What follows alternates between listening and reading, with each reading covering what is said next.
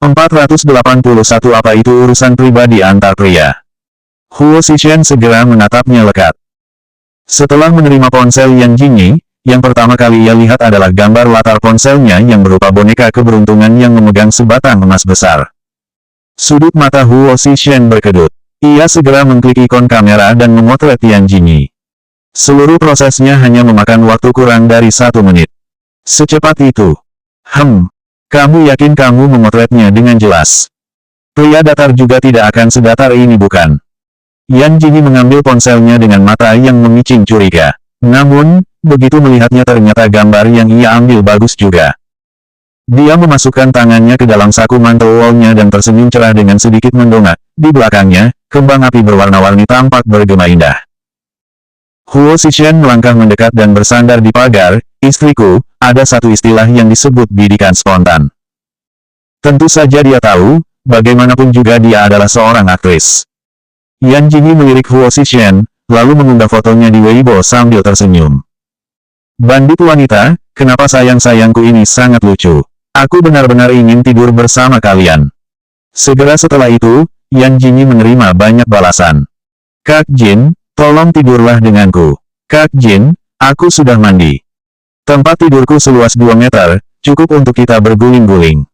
Kata-kata kotor macam apa yang ada di komentar atasku. Menyingkirkan kalian, biar aku yang menggoda Kak Jin menggunakan pesonaku. Kak Jin, aku bisa menjadi pihak bawah maupun atas. Hah? Yan Jingyi mengerjapkan mata bingung. Ia kemudian menatap Huo Zishan dan berkata, Tuan Huo, aku ingin bertanya sesuatu. Huo Zishan mengangguk. Apa artinya pihak bawah dan atas? Ada kebingungan yang terlintas dalam tatapan dingin Huo Zishan. Ia mengeluarkan ponselnya untuk mencari tahu. Tatapannya tiba-tiba saja berubah aneh. Apa maksudmu bertanya seperti itu? Oh, para penggemarku bilang selama aku menerimanya, dia bisa menjadi pihak atas maupun bawah. Menurutku, selama dia cantik, aku juga bisa, kan? Wajah Huo Zishan langsung menggelap seketika. Kata-kata ini untuk menggambar seorang pria ataupun wanita baca asteriskan. Mata Yan Jingyi melebar dengan bingung. Ia kemudian menenangkannya. Tuan Huo, jangan khawatir. Sebelum kamu sembuh total, aku tidak akan menjadi wanita baca asteriskan. Huo Zishan merasa begitu Yan Jingyi mengucapkan kata-kata ini dia sudah berubah menjadi wanita nakal. Setelah membalas beberapa komentar, Yan Jingyi memandang Huo Zishan seraya menggerak-gerakkan bahunya dengan genit. Tuan Huo, hari ini adalah hari ulang tahunku. Tuan Huo, setidaknya aku masih nyonya muda kedua keluarga Huo. Apa kamu benar-benar tidak menyiapkan hadiah atau sesuatu begitu? Huo Zishan memberinya tatapan yang tak dapat diartikan. Melihat sikapnya yang tetap datar, senyum Yan Jingyi runtuh seketika. Ia mendengus dingin, Tuan Huo adalah pria yang membosankan. Aku rasa kamu akan menjadi perjaka seumur hidupmu. Oleh karena itu, jangan menyia-nyiakan masa mudamu untuk bersenang-senang dengan perempuan. Setelah itu, dia berbalik dan hendak pergi, tetapi tangannya tiba-tiba dicekal oleh Huo Zishan. Yan Jingyi menatap pergelangan tangannya yang dicekal oleh Huo Zishan dengan alis terangkat, dan bisa merasakan kehangatan telapak tangan pria itu. Bukankah kamu mau hadiah? Huo Zishan melepaskan tangannya, menatapnya dalam. Yan Jingyi menggosok tangannya seraya tersenyum cabul. Setidaknya ini ulang tahunku, Huo Eranjing tidak akan terlalu pelit. Di bawah tatapan penuh harapnya, Huo Zishan mengeluarkan sebuah kotak indah dari saku mantelnya. Kotak itu dilapisi dengan kain beludru, hanya dengan melihat bahannya saja, semua akan tahu benda yang ada di dalamnya pasti mahal. Huo Zishan membuka tutupnya perlahan dan tampaklah sebuah cincin wanita dari dalamnya. Modelnya begitu sederhana, dengan berian kecil yang diukir halus di atasnya, diukir dengan desain buah anggur. Cincin, seru Yan Jingyi terkejut. Bagaimanapun juga kita sudah menikah. Aku berhutang cincin padamu, istriku. Dengan itu, Huo Zishan menarik tangan Yan Jingyi dan membantunya untuk memakaikan cincin tersebut. 482 Tidak ada yang tidak bisa diselesaikan dengan pertarungan. Melihat cincin yang tiba-tiba ada di jarinya, Yan Jingyi merasa aneh. Tiba-tiba matanya bergetar. Dia memperhatikan Huo Zishan yang juga mengenakan cincin yang sama di jari manisnya. Kelima jari pria itu begitu ramping, memperlihatkan tulang dan ototnya dengan jelas sehingga membuat cincin tersebut tampak melingkar indah di atasnya. Tuan Huo, apakah ini adalah hadiah ulang tahun darimu untukku? Ekspresi Huo Zishan seakan berkata, apalagi yang kamu mau memangnya? Yan Jingyi mengangkat tangannya dan mengaguminya di bawah cahaya rembulan untuk beberapa lama. Tuan Huo, bukankah kamu seharusnya memberiku berlian sebesar telur merpati? Semakin besar berliannya, maka semakin mahal pula harganya. Berapa harga berlian sekecil ini? Batu berlian asli yang kakek berikan padamu cukup bagus. Itu dari kakek, bukan darimu. Memangnya itu memiliki makna yang sama. Sesaat setelah mengatakannya, Yan Jingyi mendadak merasakan kata-katanya ambigu. Tidak, itu ambigu. Terlalu ambigu. Dia berdehem, ini sudah larut, ayo kita pulang. Barusan Huo Eranjing mengambil inisiatif untuk meraih tanganku, apakah ini berarti fobia Huo Eranjing terhadap wanita sudah jauh lebih baik? Yan Jingyi menekuk alisnya, sebenarnya aku sangat ingin merasai Huo Eranjing. Huo Zishan tidak sadar bahwa dia tengah ditatap dengan tatapan cabul oleh wanita yang ada di sampingnya. Saat ini, ponselnya kebetulan berdering. Qin He menelpon, dan entah karena apa, Yan Jingyi merasa bahwa Huo Zishan langsung dipenuhi dengan aura membunuh yang berbahaya. Dia seorang bandit, jadi dia sangat akrab dengan orang membunuh ini. Saat melihat pria itu menutup telepon, dia tak dapat menahan diri untuk bertanya, kenapa? Ada urusan, apa kamu bisa pulang sendiri? Urusan apa? Ajak aku untuk melihatnya. Huo Zishan yang memikirkan bahwa anak buahnya yang terluka pasti sangat berantakan sekarang, akhirnya dengan tegas menolak, itu urusan pribadi antara pria. Istriku, pulanglah lebih dulu. Setelah itu, dia membantu Yan Jingyi memanggil taksi. Lalu, masuk ke mobilnya sendiri dan pergi. Apa itu urusan pribadi antara pria? Huo Eranjing punya masalah. Begitu sampai di rumah, dia melihat Shen Yan dan Huo Qingyuan yang berdiri di ambang pintu dengan raut cemas.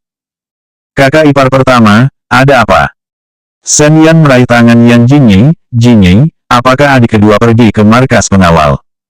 Sepertinya begitu. Shen Yan tiba-tiba menghela napas, kita bahkan tidak dapat merayakan tahun baru dengan tenang. Kening Yan Jingyi berkerut, tatapannya tertuju pada Huo Qingyuan sebelum berkata dengan nada memerintah, apa yang terjadi?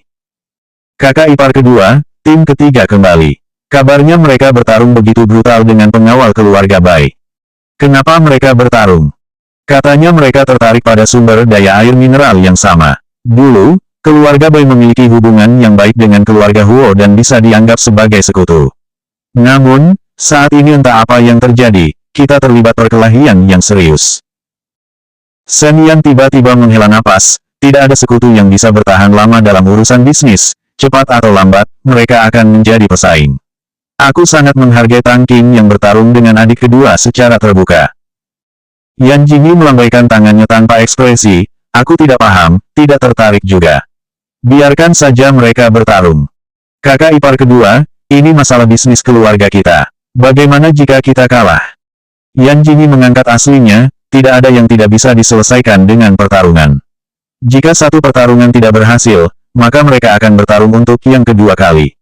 Jika masih tidak bisa menyelesaikannya, maka mereka akan bertarung sampai mati.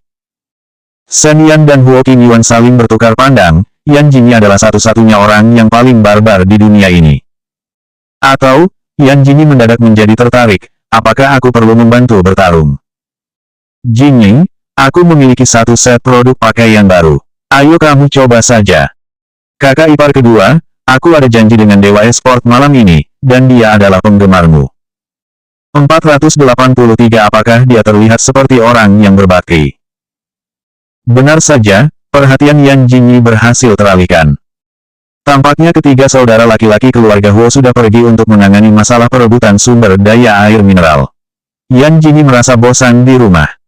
Perayaan tahun baru Imlek kalian sangat membosankan. Semua toko tutup, dan semua orang tidak tahu cara memanfaatkan peluang besar ini untuk berbisnis. Yan Jingyi mengenakan piyama beruang dan berbaring malas di sofa sambil mengetuk-ngetukkan kakinya. Dia terlihat tidak sopan, tapi entah kenapa tidak juga membuat orang terganggu. Huo Qingyuan selalu merasa hal itu karena Yan Jingyi sangat cantik. Kakak ipar kedua, ayo main game lagi, daripada bosan. Yan Jingyi meliriknya sebal, kemampuanmu buruk, kamu bahkan lebih lambat daripada traktor. Huo Qingyuan merasa terluka tapi kakak ipar keduanya memang tidak begitu ahli. Yan Jingyi adalah pemain pemula yang buruk tapi agresif. Dia akan berlari pada kerumunan dan akhirnya akan dipukuli hingga mati oleh orang lain. Sayangnya, dia tidak berani marah. Di mana kakak ipar pertama? Aku benar-benar bosan, dan hanya kakak ipar pertama yang bisa menghilangkan kesepianku. Yan Jingyi bangkit dan bersiap untuk naik ke atas, tapi Huo Qingyuan dengan cepat berkata, kakak ipar kembali ke rumah orang tuanya. Semua orang telah pergi hari ini, jadi kakak ipar pertama memutuskan kembali ke rumahnya untuk merayakan hari pertama tahun baru. Berarti hanya tersisa aku dan Huo Qingyuan di kediaman keluarga Huo yang super besar ini. Huo Qingyuan menyadari ketidaksukaan mendalam Yan Jingyi terhadapnya, dia menyentuh hidungnya dengan sedih. Di saat yang bersamaan, telepon rumah berdering. Huo Qingyuan dengan cepat menjawabnya, namun tiba-tiba dia menatap Yan Jingyi dengan ekspresi aneh. Kakak ipar kedua, ini telepon untukmu. Dia berhenti sejenak sebelum melanjutkan, ini pamanmu. Paman. Yan Jingyi dengan cepat menoleh, kemudian ingat bahwa dia memang masih memiliki seorang paman, tapi hubungannya dengan ibunya yang telah meninggal juga tidak terlalu baik. Keluarga Yan Jingyi yang asli sangat acuh tak acuh. Ada apa mencariku? Tanya Yan Jingyi dengan kejam. Penyakit nenekmu kambuh hingga harus dirawat di rumah sakit dan membutuhkan biaya pengobatan yang besar. Sekarang mereka tidak bisa membayarnya, jadi memintamu untuk menyelesaikannya. Hah? Mencariku untuk minta uang? Dia melangkah mendekat dan mengambil gagang telepon di tangan Huo Qingyuan. Huo Qingyuan berdiri di sampingnya dengan patuh.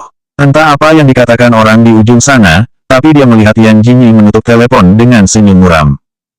Huo Qingyuan, bersiap-siaplah. Ayo kita pergi melihat drama. Melihat drama. Drama besar keluarga. Pemeran utamanya aku, dan pemeran pendukungnya adalah kamu. Apa kamu menantikannya? Saat keduanya tiba di rumah sakit, mereka melihat Chen Yulian yang berdiri di luar ruang perawatan. Sementara Liu Yaxi sedang duduk di kursi tunggu sambil mengunyah permen karet di mulut. Di sampingnya, ada seorang pemuda berpakaian modis yang sedang bermain ponsel. Pasti itu adalah sepupu yang katanya akan pergi ke luar negeri untuk mencapai kesuksesan. Begitu melihat kedatangan Yan Jingyi, Chen Yulian langsung menangis dan meraung padanya, Jingyi, kamu datang. Nenekmu tidak bisa menunggu. Dokter bilang mereka tidak bisa mengoperasinya sebelum membayar biayanya lebih dulu. Tolong selamatkan nenekmu. Karena ini tahun baru, tidak banyak perawat yang bertugas sehingga sangat sepi. Tangisan Chen Yulian yang mendadak pun menjadi terdengar lebih keras. Yan Jingyi minggir ke samping untuk menghindari pelukan. Chen Yulian, bukankah kamu sangat kaya? Chen Yulian tercengang, ia langsung melebarkan mata sipitnya sambil menyeka sudut matanya dengan punggung tangannya yang gemuk. Dari mananya aku terlihat kaya? Kamu lihat, saudara-saudaramu butuh biaya yang banyak, aku harus menyiapkan uang sekolah mereka. Jingyi, kamu adalah yang paling berbakti, bukankah seharusnya kamu lebih berbakti pada nenekmu? Berbakti? Yan Jingyi menjadi bertanya-tanya, apakah dia terlihat seperti orang yang berbakti? 484 dari mana aku terlihat kaya?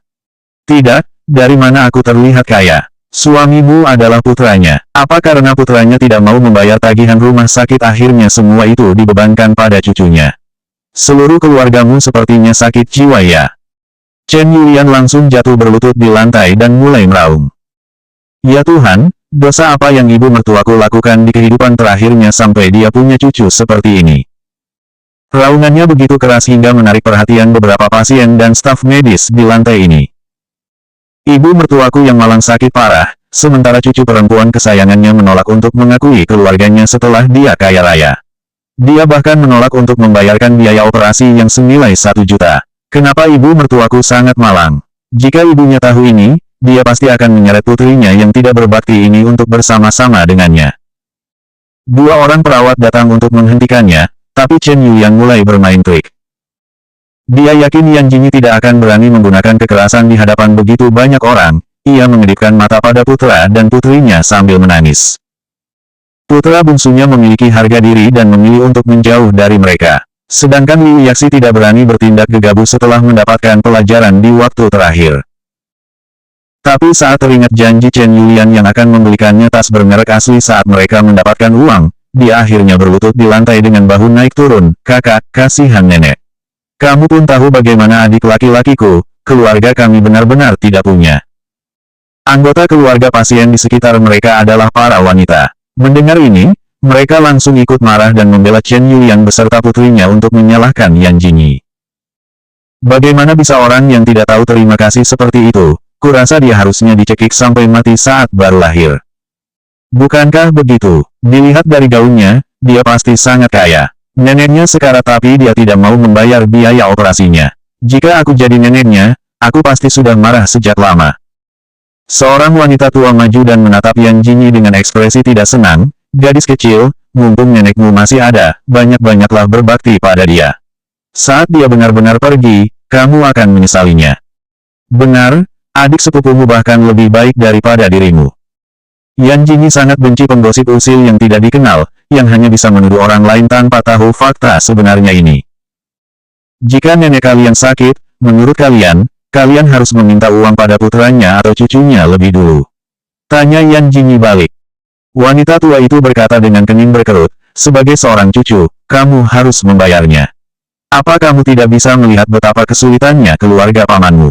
Untung kamu bukan cucuku, kalau tidak, aku pasti sudah membunuhmu. Huo Qingyuan baru saja bersiap membantu Yan Jingyi mengucapkan beberapa patah kata saat Yan Jingyi tiba-tiba menekuk kakinya dan berteriak, 3 juta. 3 juta penuh. Aku telah bekerja keras sampai berhemat selama lebih dari 20 tahun dan berakhir ditipu oleh seluruh keluarga kalian.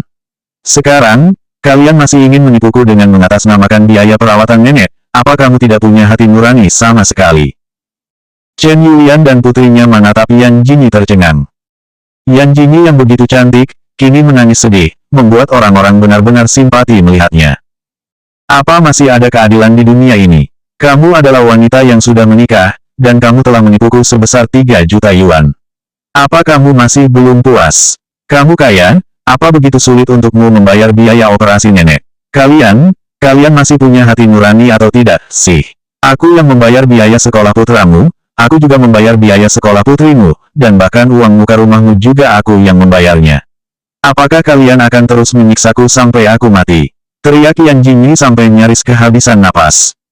485 nak, kamu sangat berani.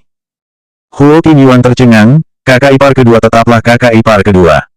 Kenapa kakak ipar kedua begitu hebat? Jadi begitu, wanita tua itu sedikit malu dan buru-buru membantu Yan Jingyi berdiri. Oh, gadis muda, aku bersalah padamu. Dalam hal ini, keluarga bibimu memang sangat tidak manusiawi. Ya, mereka sangat tidak tahu malu. Dan lagi, dia telah menjebak gadis muda ini selama bertahun-tahun. Chen Yulian diam-diam memaki Yan Jingyi dalam hati, kemudian dengan cepat menggelengkan kepala untuk membela diri, jangan menuduh orang sembarangan kamu. Kamu gadis muda yang kasar dan berani memukul siapapun, mana berani aku minta uang padamu. Kamu hanya tidak ingin membantu nenekmu karena kamu membencinya. Dalam hal membuat keributan di depan umum, Yan Jingyi tidak pernah kalah. Dia bersandar di bahu Huo Qingyuan dengan satu tangan memegang dahi, riwayat transferku padamu masih hangat, bagaimana bisa ada orang tidak tahu malu sepertimu di dunia ini. Dan lagi, rumah nenek moyang di pedesaan bukankah telah diambil alih oleh pemerintah? Bukankah kalian memperoleh banyak uang dari itu? Kalian pasti menghabiskannya untuk putra kalian yang boros itu. Apa kalian ingin terus menyiksaku sampai aku mati? Melihat penampilan Yan Jingyi, Liu Yaxi langsung teringat pada adegan dirinya yang dihajar oleh wanita itu sebelumnya.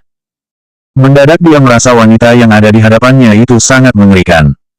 Dia menarik lengan baju Chen Yulian sambil berbisik ketakutan, Bu, lupakan saja. Yan Jingyi yang sekarang tidak seperti dulu, kita tidak bisa melawannya. Dia sangat kuat.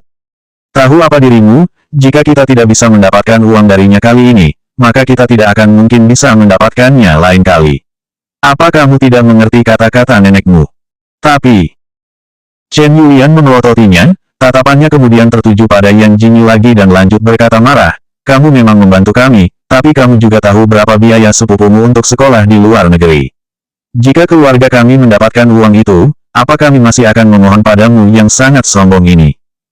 Sekolah di luar negeri, apa putramu masih pantas untuk sekolah di luar negeri saat yang dia tahu hanyalah makan, minum, bar dan berjudi? Apa kamu yakin kamu tidak sedang bercanda? Kata Yan Jingyi merendahkan. Liu Chen yang sebelumnya berdiri jauh sambil bermain ponsel kini maju dengan marah setelah mendengar kata-kata itu, jaga ucapanmu, Jal Asterism. Kami meminta uang padamu karena kami sangat menghormatimu. Jangan membuatku kesal dan jijik padamu. Huo Qingyuan mundur selangkah dan menatap Liu Chen penuh simpati. Adik kecil, apa ibu dan kakakmu tidak memberitahumu kalau kakak ipar keduaku adalah orang yang tidak mudah dilawan? Yan Jingyi tersenyum dan tiba-tiba mengulurkan tangan untuk meraih jari telunjuk Liu Chen yang tengah menunjuk ke arahnya. Coba katakan lagi. Rasa sakit hebat pun langsung menghantamnya, membuat wajah Liu Chen mulai memerah. Lepaskan, lepaskan, apa kamu ingin berkelahi? Yan Jingyi lepaskan jariku. Melihat putra kesayangannya, Liu Chen kesakitan, Chen Yulian pun bergegas maju. Dasar jal asterism kecil, apa kamu tahu bahwa Chen Chen adalah pewaris tunggal keluarga Liu? Lepaskan. Pewaris keluarga Liu. Yan Jingyi mendengus dingin, apa yang bisa diwarisi dari keluarga Liu, guci abu ibuku.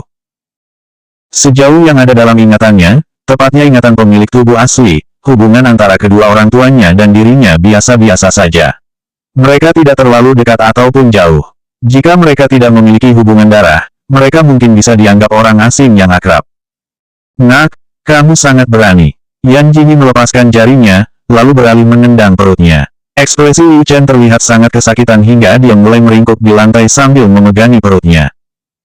Dengarkan saranku, lebih baik seluruh keluarga kalian mengambil jalan memutar ketika melihatku ke depannya. Jangan terus mencoba menjebakku, aku ikut sedih untuk kalian. 3 juta itu aku ikhlaskan pada kalian, anggap saja sedekah. Sekarang, segera bawa pergi ibu dan kakakmu. Selanjutnya bab 486 orang tuaku sudah lama meninggal.